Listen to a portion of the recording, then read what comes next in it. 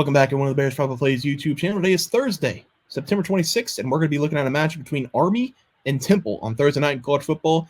Not the best matchup in the world, but the dog days of summer, if you gave me this on a random Thursday, I'd be watching every second. I have one game pick, two best player props from this game. Hope everybody enjoys their Thursday, and let's break down some ball. All right, guys, here is a recap from Saturday. Pretty good day. USC, we're going to start with USC here. -4.5, did not win over Michigan. They lost outright, actually. Have a bone to pick with USC. Not good in the first half. Obviously, didn't feel like the right pick in the first half. Came out in the second half, threw the ball down the field. That's what I wanted them to do the entire game. Miller Moss looked okay. The offensive line was horrible, but that's a whole different story. USC had this game won, and I was watching the game, and it felt like Michigan couldn't throw the ball, and we knew Michigan couldn't throw the ball. They should know Michigan can't throw the ball, and it still felt like USC had 6 or 7 in the box at all times. How in the hell do they not have 8 or 9 people in the box every single play? Michigan clearly could not throw the ball. You go man-to-man in the secondary, no safety over the top, make him beat you with a pass, but USC just refused to do that. They never put 8 or 9 in the box. Michigan, finally, the last drive of the game, they got something going in the run game. Mullins clearly better than Donovan Edwards. He should be starting. I don't know what happened to Donovan Edwards, but dude's washed now. So USC kind of blew that game. I guess good for Michigan. I don't know. They're going to get absolutely killed by Ohio State if they play like that. Utah, -2.5. Cam Rising played 1 snap and then went out. I think that was the plan. They didn't want OK State doing a lot of film on Wilson, but Wilson played good enough to get the win on the road. That game also was not as close as it said it was. Utah kind of killed them. Tennessee -7. Again, game that was not really close. Tennessee just refused to put up points. Not sure what they were thinking on the offensive side. That ran the ball a lot. They didn't throw a lot, but I think they could have put up 40 points if they really wanted to. But again, the game was not close. Tennessee -7 covers. BYU +6.5. Shout out 5-layer beefy burrito, whatever the hell it's called, from Taco Bell. That's going to get shoved up that guy's ass, the Kansas State fan, because they lost outright. I think that video is going to be on Saturday morning before college game day if anybody wants to watch it.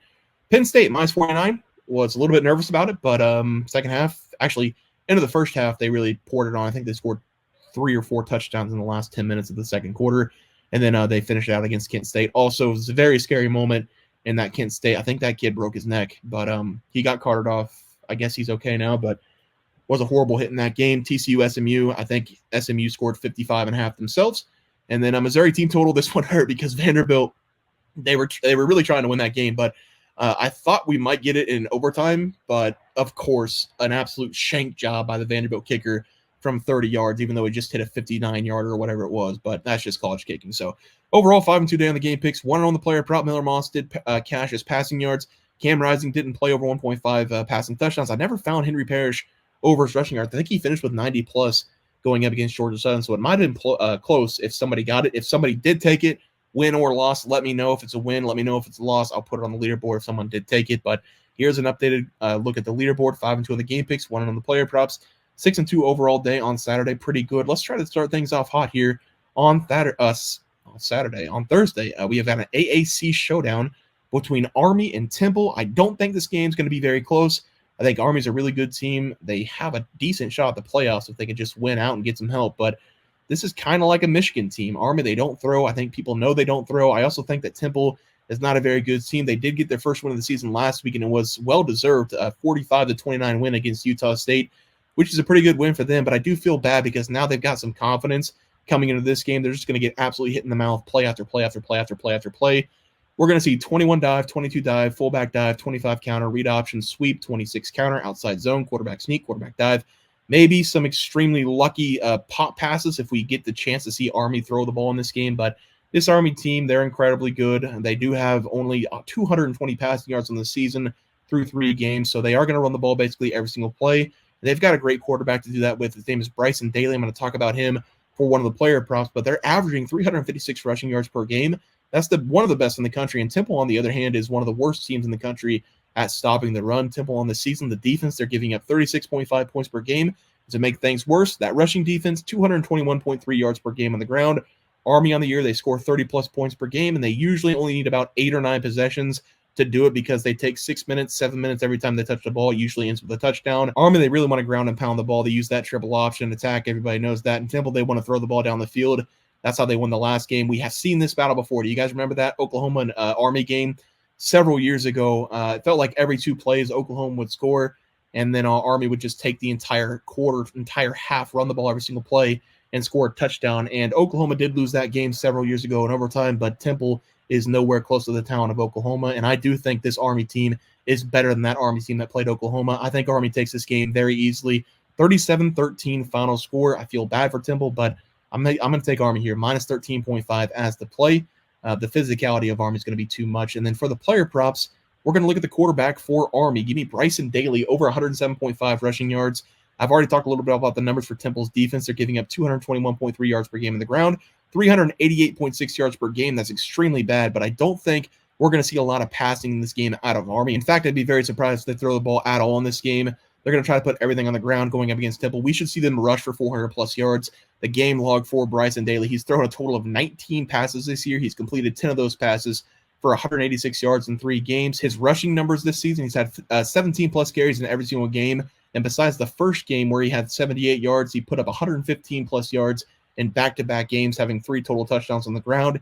He's averaging 6 yards per carry with Army, and he does rip off some big chunks as well. This is going to be one of the worst defenses that he's faced this year as well. So I love him to have another big 9 on the ground. Give me his over 107.5 rushing yards as the play. For the other player prop, we're going to be looking at a Temple player that has a chance in the secondary going up against this Army team. Dante Wright, over 53.5 yards against Army. This is by far the best player that I think Temple has in the team. He is the senior wide receiver. He does have over 99 yards in 3 consecutive games, having a touchdown in all 3 of those games as well. If you take a look at the stats for Temple this season, it is very apparent that this is the only guy that they look to whenever they go to the air. Temple does run a double quarterback system. It looks like they've got 2 guys with 50-plus attempts on the year, which is fine, I guess, if you're Temple, but you should never run a double quarterback system. I think it just messes up rhythm. But both of these guys love this wide receiver.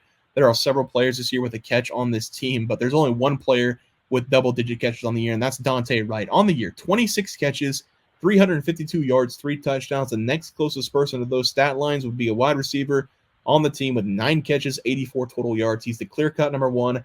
I do think he's going to get lost sometimes in the secondary of this Army, probably in garbage time. Army does allow 224.5 passing yards per game, so maybe Temple will get things going through the air. They definitely want to throw the ball. That's how they beat Utah State. I don't think they're going to get a lot going in this game whenever it's competitive. Maybe in late garbage time, we see him catch a bomb. So I want to take him over 53.5 receiving yards as the play. I do think he's the best option on the Temple side to go over his player props. Let's take a look at the graphic for these games. We're going to take Army minus 13.5 against Temple, kind of also like Army team total over.